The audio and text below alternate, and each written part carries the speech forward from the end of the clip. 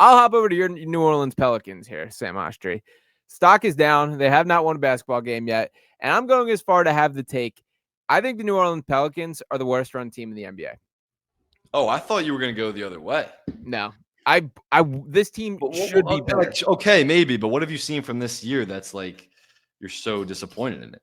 I just don't get the vision, the direction, the what is they went all in to basically have the ceiling as like maybe an 8 seed. Like you don't have your first round pick. It's still, excluding the Luka Doncic trade, the worst decision made by a franchise, worst trade decision made by a franchise in this calendar year. And I would go further back than this. The Derek Queen trade, and where we'll disagree, we obviously feel differently about Derek Queen as a player, but I just stand 10 toes down on that organizational malpractice to do that specific deal, to give up an unprotected first to move up. I think it was 6 spots in the draft. It might have been a little bit more than that. But like, I just don't understand why they push the chips in, why they're rushing things. And then on top of that, you add in like the Jordan Pooles of the world that are over there hanging out and things like that. Re-sign Herb Jones.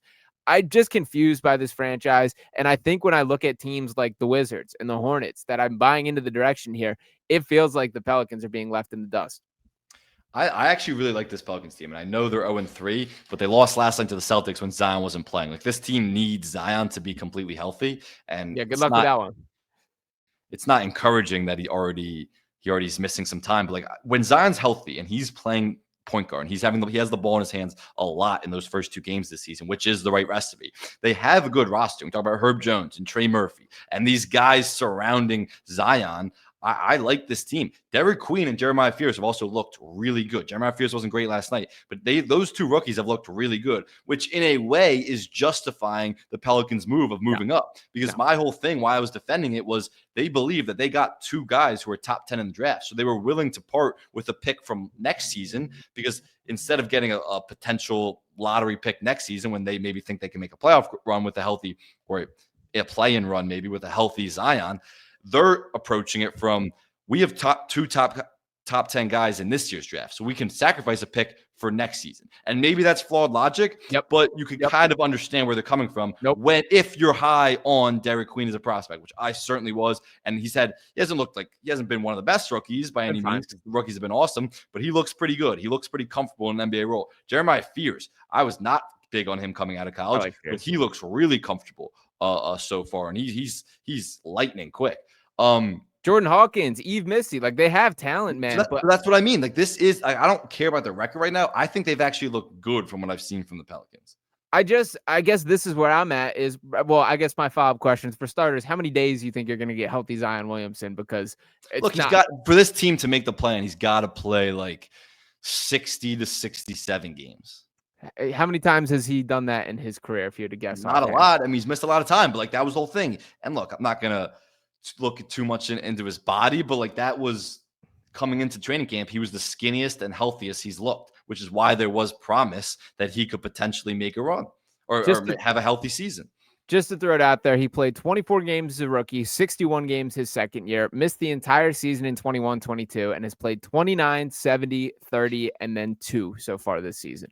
Not particularly encouraging there.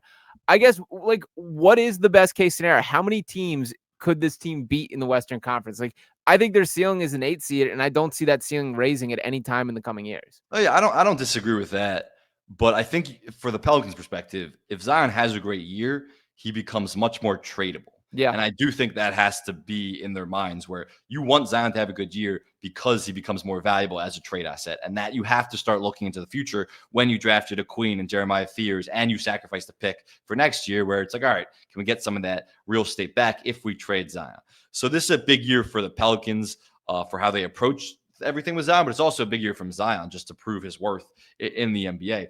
I don't think they're going to make a run in the West. Don't get me wrong. But everyone thought this was going to be one of the worst teams in the league this year. And I thought they have a real chance, or I still do think they have a real chance to make the playoffs, which would be a successful season by their standards. And look, we haven't even talked about Jordan Poole, who's been pretty good this year. When he's not a guy who's playing on ball a lot and just jacking shots, a million above the break threes like he used to do when those wasted years in Washington, he can play within a system. He can play alongside Zion Williamson and play within himself. So I've been impressed with him so far too.